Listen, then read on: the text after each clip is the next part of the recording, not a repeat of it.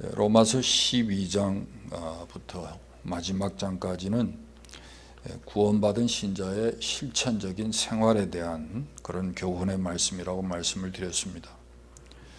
그렇게 볼 때에 오늘 본문 로마서 13장 1절부터 7절도 지난 시간까지 우리가 함께 살펴보았던 신자의 이웃 관계, 그 신자와 이웃과의 관계의 연장선 속에서 그 연장선 속에서 우리가 오늘 본문을 이해할 필요가 있는 것입니다. 그런데 왜 바울이 이 로마서라는 서신서를 로마 교회의 성도들에게 보내면서 신자의 사회생활 또는 국가관에 대해서 이야기하였느냐 하는 것입니다. 바울이 신자의 사회생활이나 또는 국가관에 대해서 말하게 된 배경과 이유가 있을 거 아니에요. 그렇죠? 선교사가 교회에 편지를 하는데 날마다 성령 충만해라, 기도 열심히 해라, 하나님의 말씀보다 더 소중한 건 없다, 이런 얘기를 해야 하는데 왜 굳이 신자와 이웃과의 관계를 얘기하고 나서 국가와 국가 권력, 시민의 사회생활에 대한 교훈을 하느냐 하는 것이죠. 몇 가지 이유가 있습니다. 한 세 가지로 우리가 정리해 볼 수 있는데, 당시 이 로마 교회 안에는 이 이방인인 로마 신자뿐만 아니라 유대인 신자들도 많이 있었다는 거예요. 교인들 중에. 그런데 이 유대인 신자들은 여러분 상황이 이 이스라엘이 로마의 속국, 식민지 국가였어요. 그래서 반로마주의적인 그런 입장을 취했다는 거죠. 그렇지 않습니까, 여러분? 우리도 그런 경험이 있잖아요. 여러분, 우리가 일제강점기에 식민지 국가에 대한 그런 여러분 우리가 반감이 있잖아요. 저항심이 있지 않습니까? 그 당시에 유대인 신자들이 이런 생각을 했다는 거죠.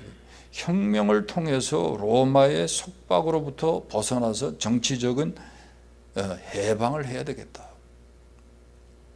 하는 그런 소원과 갈망이 있었다는 거예요. 또 하나는 요한복음 8장 31절에서 33절을 보면 진리가 너희를 자유케 하리라 하는 말씀이 있는데, 예수를 믿고 성경을 읽으면서 이 말씀을 대하는 이 유대 신자들은 이 말씀을 이해할 때 이 자유의 개념이 죄의 속박으로부터의 자유, 죄의 굴레로부터의 해방이라고 이해를 하지 않고 정치적인 그런 속박으로부터 벗어나는 정치적인 자유와 해방으로 오해했다는 거예요. 성경도 이렇게 얘기하고 있지 않느냐, 이렇게 이해를 했다는 거죠. 오해죠, 한마디. 근데 무엇보다 중요한 이유는 이 신자들이 시민으로서 바른 국가관을 가지고 국가 질서를 지킬 때만이 교회와 각 신자에게 주신 중요한 사명인 이 복음 증거의 사명을 제대로 감당할 수 있다는 거예요. 이 복음 증거를 통해서 우리가 하나님 나라를 확증하는 것이요, 국가적인 질서가 지켜질 때 나라가 평안해야 이것도 가능하다는 거예요. 여러분, 계엄령 하에서 여러분 우리가 마음대로 돌아다니고 여러분 전도할 수 있습니까? 집회할 수 있습니까? 못하잖아요. 신자가 국가의 권력에 순복하고 질서를 지키는 것은 소위 공리주의나 다른 어떤 이유나 명분 때문이 아니라 하나님 나라 차원에서 또 복음의 진보를 위해서 필요하다는 거예요.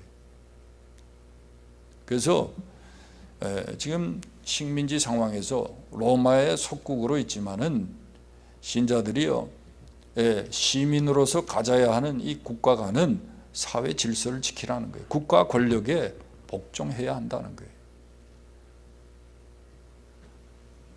성경은 말합니다. 베드로전서 2장 13절에 인간의 세운 모든 제도를 주를 위하여 순종하라 그랬어요. 여러분, 왜 우리가 국가 질서를 지킵니까? 국가 권력에 우리가 왜 복종합니까? 그것도 우리는요, 주를 위하여 하는 거예요. 하나님의 나라 가치관 때문에 우리는 그 질서를 지키는데 힘쓰는 거예요. 자, 그러면 우리 신자가 시민으로서 가져야 할 자세와 의무는 무엇이냐 했을 때, 여러분, 그 답은 오늘 본문에 잘 기록되어 있죠. 뭐라 그러죠? 우리 신자와 교회는 모든 권세, 국가 권력에 복종해야 한다는 거예요. 옛날에 우리 선조들은 군사부 일체라는 그런 말을 했습니다. 무슨 뜻입니까? 임금과 스승과 부치는 동질의 존경심을 가지고 따라야 한다, 그런 말이었죠. 그런데 실제로 로마인들은요, 그들의 통치자인 황제를 신처럼 그렇게 섬겼어요. 근데 오늘날은 어떻습니까? 미국 사람들은 대통령에 대해서 얼마나 조크와 유머를 하는지 몰라요. 그렇죠? 굉장히 자유롭죠. 근데 한국의 경우는 어떻습니까? 한국의 경우에 한국 사람들은 이 국가 권력, 특별히 대통령에 대해서 어떤 생각을 가지고 있습니까? 정치인이다, 또 권세자다 했을 때, 여러분, 한국 사람들은 그들을 어떻게 대합니까? 어떻게 받아들입니까? 긍정적으로 받아들이지 않죠. 왠지 뭔가 저항감 내지 어떤 혐오심을 가져요.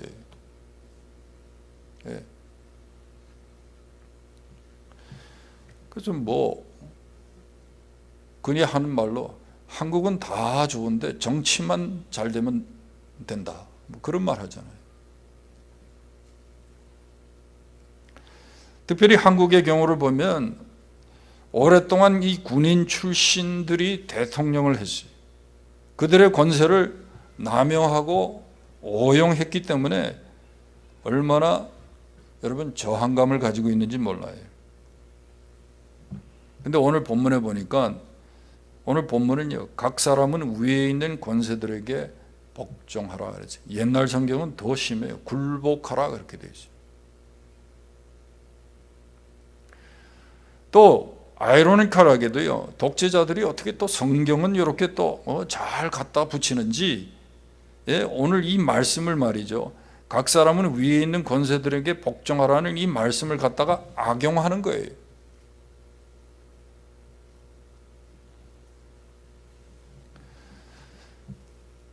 근데 여러분, 우리가 그럼에도 불구하고 기억할 것이 있어요.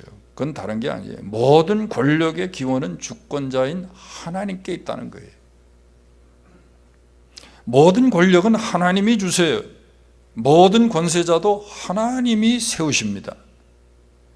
그래서 시편 75편 6절과 7절에 보면, 무릇 높이는 일이 동이나 서로 말미암지 않고 남쪽에서도 말미암지 아니하고 재판장이신 하나님께서 이를 낮추시고 높이시기도 한다, 그렇게 말씀하고 있어요. 여러분, 모든 권력은요, 주권자인 하나님께 달려 있어요. 그분이 세우시는 거예요. 그래서 여러분, 우리가 권력에 대한 복종도요, 하나님께 대한,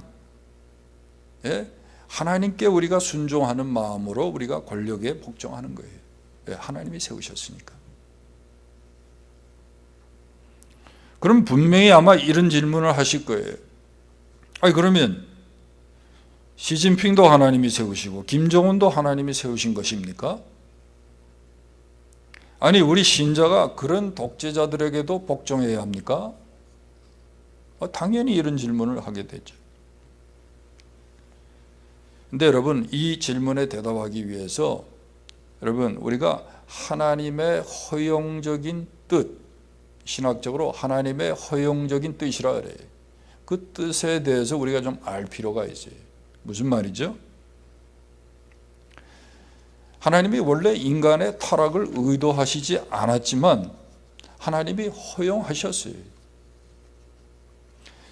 그렇듯이 하나님은 당장 우리 눈에 불합리해 보이고요, 또 문제처럼 보이는 것도 궁극적으로 우리에게 유익을 줄 수 있다고 판단하셨을 때 그것이 현재는 최선이 아님에도 불구하고 초월적인 역사적 안목을 가지고 계신 그분이 그것을 허용하는 것을 말해요. 이해가 되셨어요? 지금 당장은요, 그게 불합리해 보여요. 문제예요. 고통이에요. 그런데 궁극적으로 그것이 우리에게 유익이 되게 될 것이기 때문에 하나님은 초월적인 안목을 가지고요, 그 일을 지금 허용하신다는 거예요. 그런 관점에서 우리가 하나님께서 독재자도 허용적으로 세우시는 거죠. 실제로 여러분, 이런 경우에 악을 허용하심으로 우리가 결국은 얼마나 선이 중요한가, 독재를 우리가 경험해 봐야 얼마나 자유민주주의가 이게 귀한 것인가, 우리가 누리는 것이 이게 얼마나 고맙고 감사한 것인가 우리가 알게 되잖아요.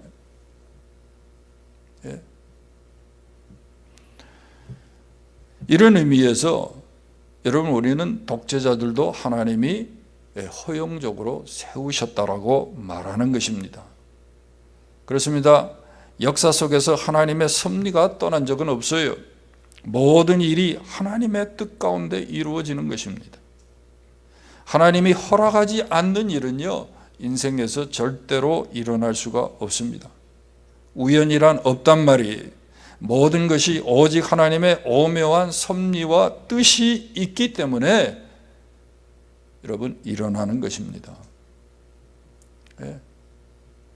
이게 여러분 얼마나 이 하나님의 섭리가요, 오묘하고 얼마나 오차가 없는, 정말 하나님의 완전한 뜻 가운데 이루어진다는 것을 우리가 인정할 수 있어야 돼요. 뭐 옛날 얘기지만 여러분, 6.25 전쟁이 일어났을 때, 한국 동란이 일어났을 때 유엔 안전보장 이사회에서 유엔군 파병을 결정했잖아요. 근데 그 유엔군 파병 결정을 어디서 하죠? 안전보장 이사회라는 데서 해요. 근데 안전보장 이사회에서는요, 한 국가라도 거부권을 행사하면 그게 통과가 안 돼요.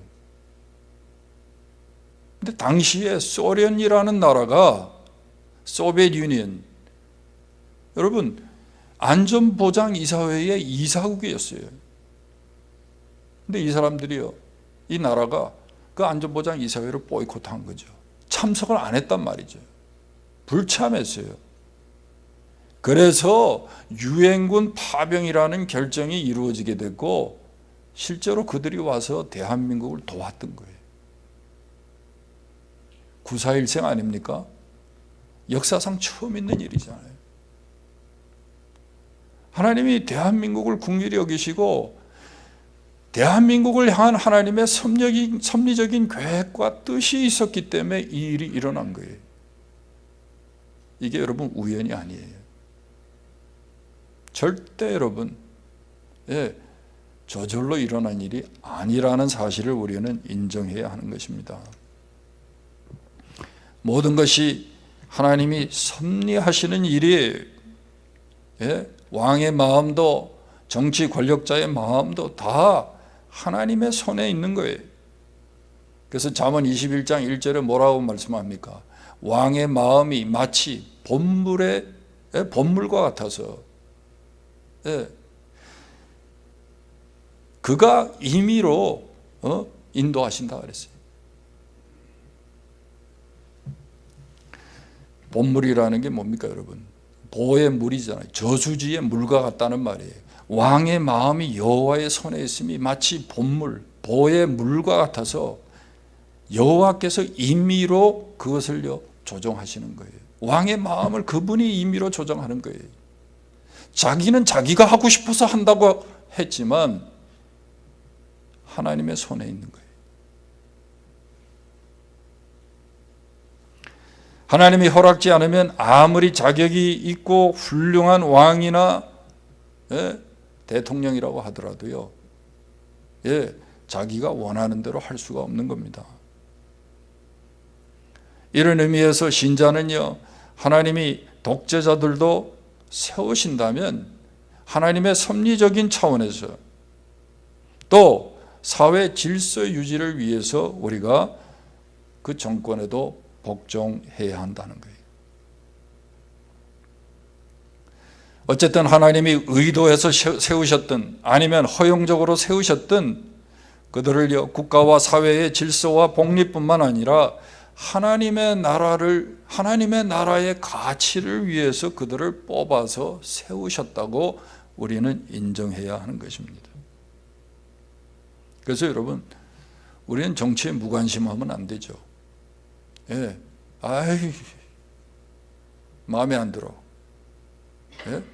아예 그냥 4년은 5년은 말이죠, 문을 닫아 걸어요. 투표도 안 하고. 그래서는 안 된다는 거죠. 무관심하거나 도피하면 안 된다는 거예요. 오히려 적극적으로 우리가 정치에 참여해서 사회의 선을 증가시키는 책임을 우리는 져야 되는 거죠. 실제로 여러분 그렇지 않습니까? 무정부보다 아예 무슨 정권이나 제도나 무슨 권세자가 없는 것보다 독재자라도 있는 것이 그 사회의 질서 유지 차원에서는 훨씬 낫다는 거예요. 공산주의 정권이라도요, 그 정권과 제도가 있기 때문에 그 나라의 질서가 유지되는 것입니다, 여러분. 안 그러면 무정부 상태가 되면요, 이게 폭력이 난무하고 사회가 완전히 붕괴되는 거죠, 붕괴.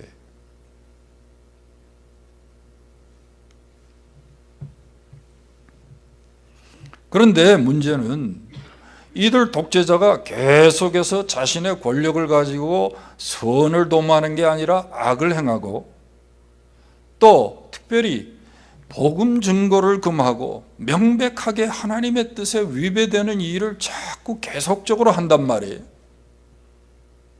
그러면 교회와 신자는 어떻게 해야 하느냐는 거예요. 미국도 지금 그런 문제 많지 않습니까, 여러분? 한국도 그렇고.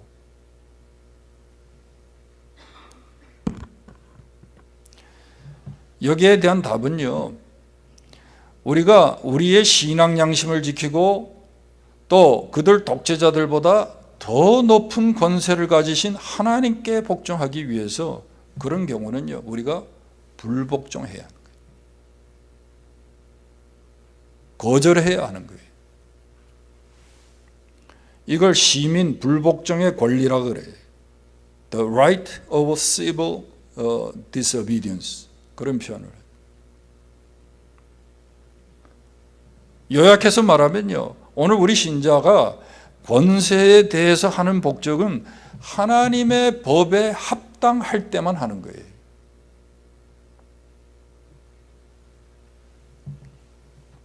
그 예를 들면 성경에 다니엘과 그 세 친구 얘기가 나오죠. 그 특별히 보면 사드락과 메삭과 아벳느고가요, 느부갓네살의 이 금신상에게 절하지 않기로 하는 것을 보죠. 그죠? 그들이 그래가지고 풀무불 가운데 던져지지 않습니까? 바로 그런 거예요. 하나님 이외에 우리가 숭배할 수 없잖아요. 우상 우리가 섬길 수 없잖아요. 근데 그런 법을 만들어서 절하게 해. 여러분, 일제 때 신사참배가 그거 아닙니까? 그거 거절하는 거죠. 거기는 우리가 불복종하는 거죠. 사도행전 4장에 보면 제자들이 관원들에게 복음을 전하다가 잡혔는데 위협을 하면서 복음 전하는 것을 금합니다. 그때 베드로와 요한이 뭐라고 얘기를 하죠? 하나님 앞에서 너희의 말 듣는 것이 하나님의 말씀 듣는 것보다 옳은가 판단하라. 위협을 하고 복음 증거 못하게 했는데 우린 계속 하겠다는 거죠. 저항하는 거죠. 불복종하는 거죠. 여러분, 우리가 국가 권력에 여러분 무조건 복종하는 게 아닙니다. 하나님의 뜻에 합당할 때, 하나님의 법에 합당한 경우만 우리가 하는 거죠. 요즘에 한국에도 지금 오랫동안 실갱이를 벌이는 법안이 있죠. 국회에서.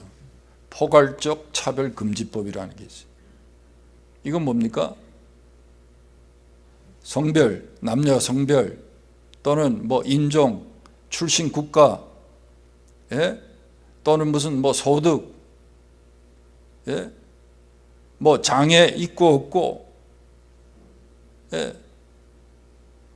그리고 여러분 그 성적 그걸 뭐라 그러죠? 취향이라 그래요? 성적 지향이라 그래요. LGBT라고, 레즈비언, 게이, 바이섹슈얼, and transgender. 이거 차별하면 안 된다는 거예요. 똑같이 그들에게 기회를 주고 그들의 권리를 보장해야 한다는 거 아닙니까? 근데 만약에 그렇게 안 하면 어떻게 돼요? 법으로 구속하겠다는 거죠. 여러분, 우리가 동성애를 인정해야 합니까? 아니, 남자가 나는 아무리 생각해도 여자라고, 여러분, 우리가 그분을 여자라고 인정해야 됩니까? 요즘은요, 아이가 학교에 가가지고 난 아무리 생각해도 어릴 때부터 난 아무래도 여자인 것 같다고, 그럼 부모 동의 없이 이 아이를요 성별란에다가 여자라고 써요. 여러분, 성경적으로 옳습니까? 일단 우리가요 포괄 차별금지법이라는 게 이게 제정이 되면 어떻게 됩니까? 표현의 자유가 생겨요. 우리 믿는 사람들에게는요, 특별히 설교자에게는 동성애가 죄라는 표현을 했다가는요 이건 잡혀가는 겁니다. 벌써 뭐 그런 주들이 있는 줄로 알아요. 여러분, 이거에 우리가 복종해야 합니까? 못하는 거죠. 거절해야죠. 우리는 거절해야죠.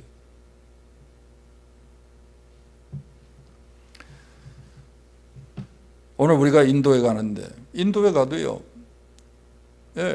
대다수의 주의 반종교 개정법이라는 게 있어요. 무슨 말이냐면 힌두교 이외의 다른 종교를 전도하거나 그거를 권하면 그 불법이라는 거죠. 잡아간다는 거예요. 그렇다고 해서 여러분, 우리가 그 법 때문에 전도하지 말아야 합니까? 인도에 가지 말아야 합니까? 아직도 가장 많은 미전도 종족이 남아있는 나라가 인도예요.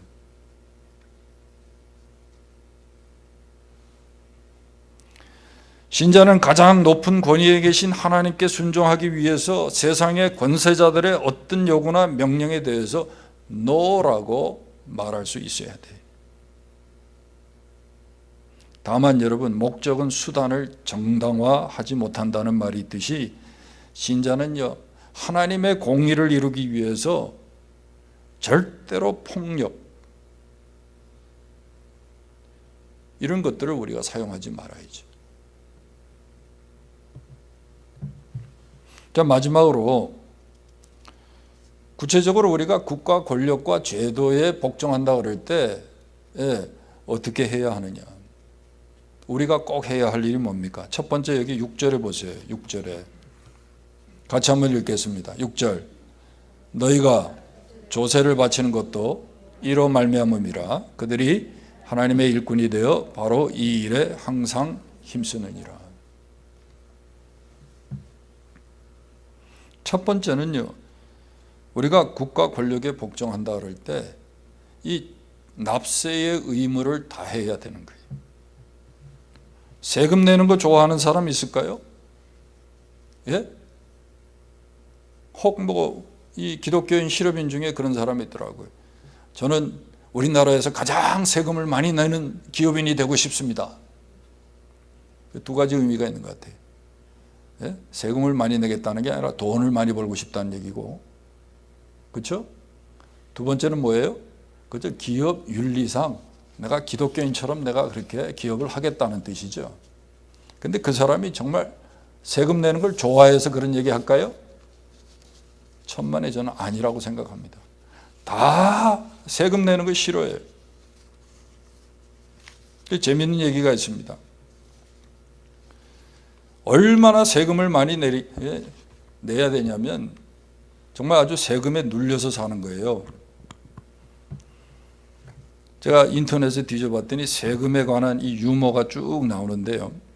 한국에는 태어났더니 주민세 내라 그러고, 열심히 노동했더니 갑근세 내라 그러고, 힘들어서 담배 한 대 폈더니 담배세 내라 그러고, 예? 아니 힘들어서 또 한잔 했더니 주류세 내라 그러고, 아껴서 저축했더니 재산세 내라 그러고, 예? 열심히 일해서 월급 받았는데 소득세 내라 그러고, 월급쟁이 못해 먹을 것 같아가지고 회사 차렸더니 또 법인세 내라 그러고, 전기만 썼는데 누진세 내라 그러고,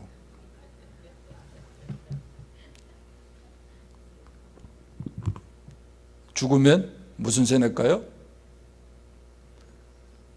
죽으니까 만세. 드디어 죽으니까 만세.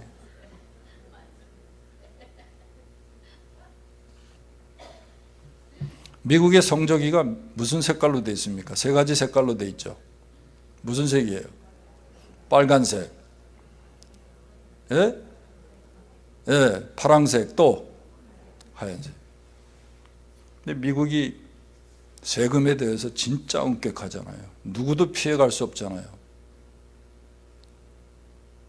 누가 열심히 일해서 말이죠, 돈을 벌어도 세금에 대해서 얘기하면 얼굴이 붉어진다는 거예요. 빨강색이. 세금 고지서 딱 받으면 얼굴이 하얘진대요. 세금 때려 맞고 나면 말이죠, 내고 나면 얼굴이 새파래진대. 그래서 이 성조기가 이게 세금과 관련된 색깔이 세 가지가 거기에 있다는 거예요. 여러분 미국에 살면서 세금 피해갈 생각하지 마세요. 끝까지 따라옵니다. 예? 끝까지 따라와서요 다 털어갑니다. 예? 제가 무슨 뭐 돈을 얼마나 번다고, 예? 제가 텍스 오딧을 다 받아요. 난 떼먹은 거 하나도 없어요. 교회에서 다 세금 떼고 다 주시기 때문에 떼먹을래? 떼먹을 수도 없어요. 근데 왜 여러분 제가 텍스 오딧 받은 줄 아세요? 네 소득에 비해서 헌금이 너무 많다는 거예요. 너 다른 수입 분명히 있다는 거예요.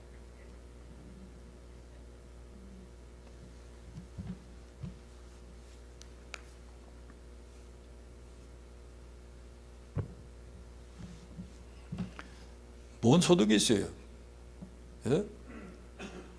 우리 집 사람이 여태까지 피아노 레슨을 하는데 20년 동안 피아노 레슨비 한 번도 안 올린대.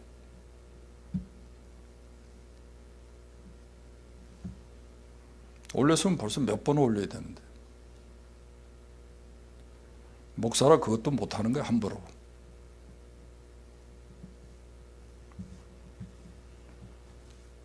돈을 밝히는 여쩌느니 뭐. 예? 복음에 장애가 될까 봐 그것도 마음대로 못해. 근데 뭐 헌금만 했다고 세금 보고 예? 텍스 오디다. 죄를 안 졌는데도 그거 맞으니까요 굉장히 불안하더라고요. 한 6개월을 불안하더라고요. 불편하더라고요.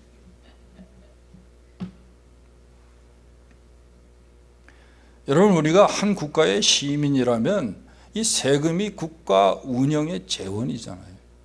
그렇기 때문에 여러분 세금 기꺼이 내야 되는 거예요. 탈세하면 안 된다는 거죠. 예? 절세야 여러분 지혜롭게 하셔야죠. 여러분 세금은 국민의 안전과 복지 증진이라는 이 선한 일, 예?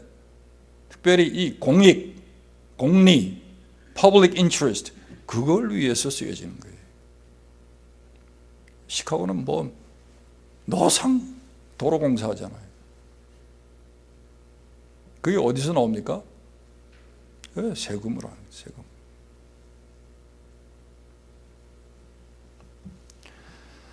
신자는요, 세금을 납부함으로 국가와 사회의 공익에 기여해요. 특별히 저소득층에게 국가적 차원에서 혜택을 줄 수 있도록 하는 게 세금 제도예요. 그러니까 여러분, 우리가 세금 납부도 이웃 사랑의 한 방편이라는 사실을 우리가 기억해야 돼요. 성경은요, 이웃 사랑하기를 제 몸같이 하라 그랬는데,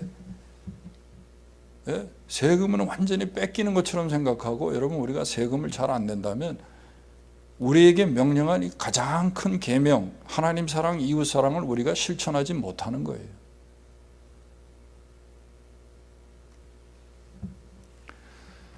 지금 내가 누구보다 세금을 더 많이 내고 있습니까? 그러면 여러분, 남보다 내가 더 많은 물질의 은사와 복을 받았다고 생각하고, 여러분, 공리를 위해서, 이웃을 위해서 여러분, 우리가 마땅히 세금 더 내야 되는 거예요. 그걸 세금 많이 내는 걸 감사하게 생각해야 돼요. 두 번째는요, 국가 이 제도와 권력에 대한 의무가 있는데, 그 정신적인 의무라고 그렇게 표현을 해봅니다. 여기 보면 7절에 두려워하고 존경하라는 말이 있어요. 국가 권력자, 이 공직 관리들에게 우리가 두려움과 존경의 태도를 가져야 한다. 그렇게 성경이 말해요. 저는 물론 이 존경이 우리가 말하는 리스펙트는 아니에요. 아, 나 저 사람처럼 되고 싶다. 저 사람을 내가 본받고 싶다. 마음으로 정말, 저 사람을 정말 내가 존경한다. 이런 뜻은 아니죠. 하나님이 세우신 질서에 fellowship을 한다는 얘기예요. fellowship을. 리더이기 때문에 여러분, 공동체의 팀워크를 위해서, 질서를 위해서 fellowship을 하는 거예요. 따르고 싶지 않아요. 개인적으로 좋아하지 않습니다. 그런 스타일을.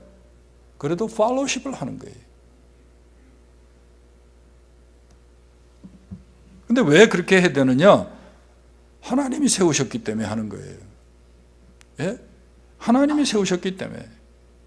그러니까 교회는요, 목사가 무슨 이렇게 교회 목회 무슨 계획을 하고 정책을 한다고 해가지고 피켓 두고 여러분 데모해라, 나가라, 이런 거 하면 안 됩니다.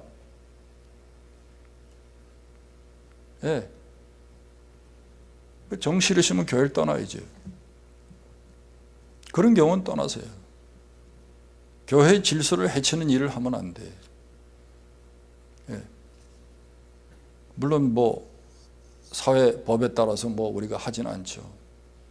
근데 미국이라는 나라는 그렇게 하면 사회법으로도 그걸 다스려요.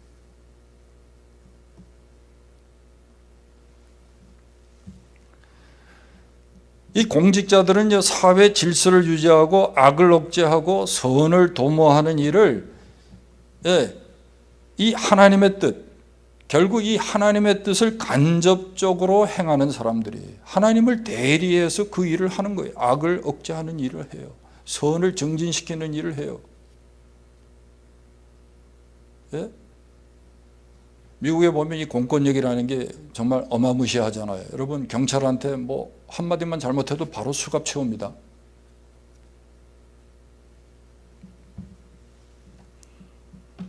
근데 그분들이 하는 일이 악을 억제하고 선을 증진하는 일을 하나님을 대신해서 한단 말이에요.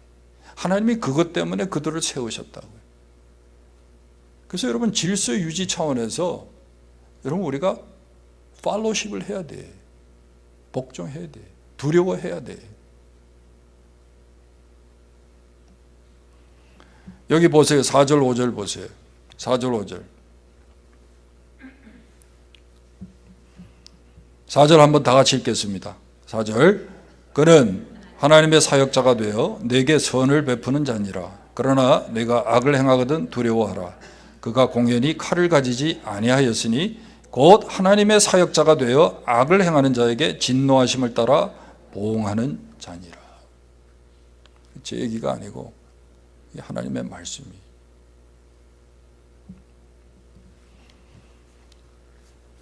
근데 여러분, 우리는요, 여기서 끝나는 게 아닙니다. 예? 두려워서. 예? 지키고. 예? 그냥 법이니까 지키고 하는 것이 아니라, 여러분, 정말 그들을 위해서 우리가 기도해야 한다고 성경이 말해요. 성경 디모데전서 한번 찾아보세요. 디모데전서 2장.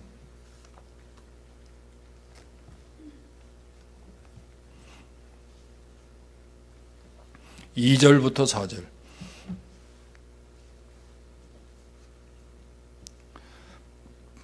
디모데전서 2장 2절부터 4절 같이 읽겠습니다. 임금들과 높은 지위에 있는 모든 사람을 위하여 하라. 이는 우리가 모든 경건과 단정함으로 고요하고 평안한 생활을 하려 함이라. 이것이 우리 구주 하나님 앞에 선하고 받으실 만한 것이니, 하나님은 모든 사람이 구원을 받으며 진리를 아는 데 이르기를 원하시느니라.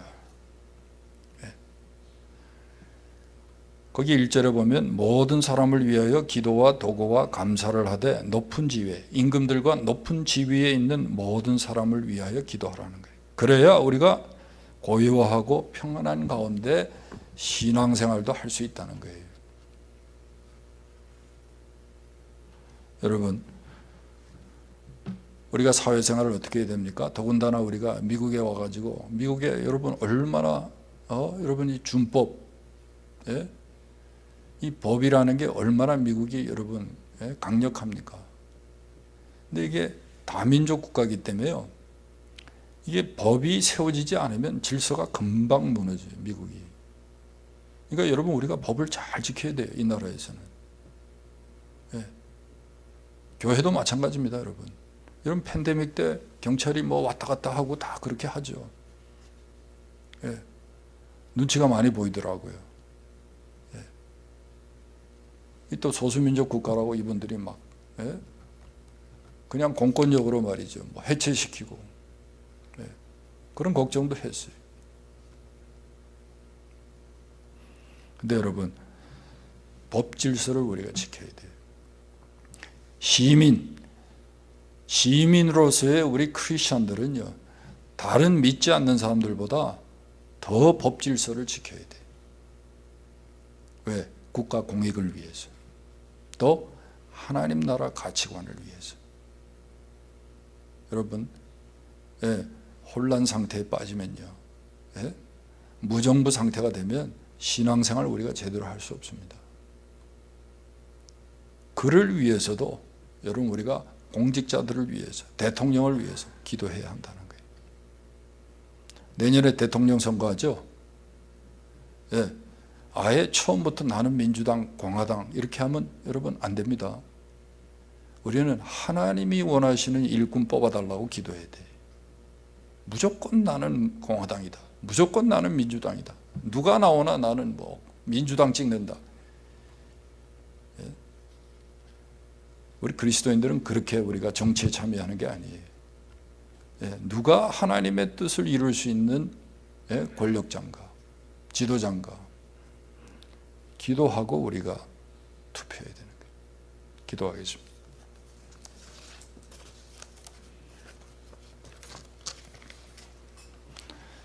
하나님 아버지, 감사합니다.